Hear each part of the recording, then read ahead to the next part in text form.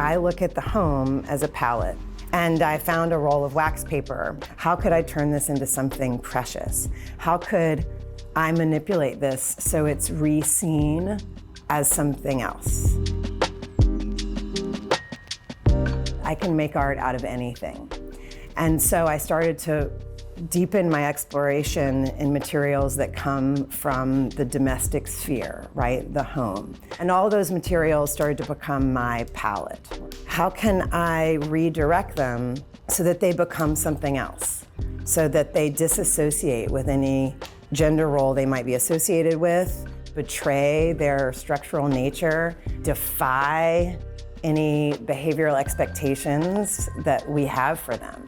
If I can encourage the misbehaviors of these materials, I can use that as a vehicle for bigger ideas that speak largely to the feminine experience.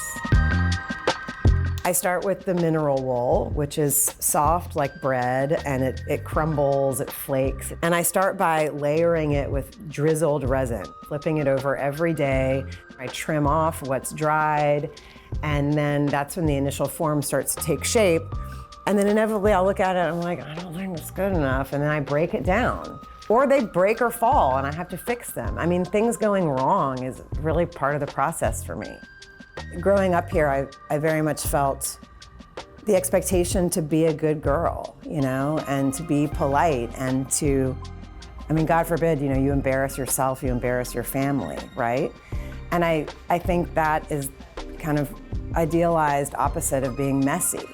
I don't really believe in the single artistic genius anymore, this isolated idea or island of brilliance. I think that the real beauty of this work is about the connectivity that we have to one another, as artists and as people. And we're all responding to the same cultural stimuli.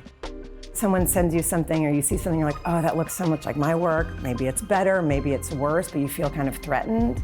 And I've learned to reverse that that's actually the thing. It means you're on to something. It means that you're part of this greater awareness.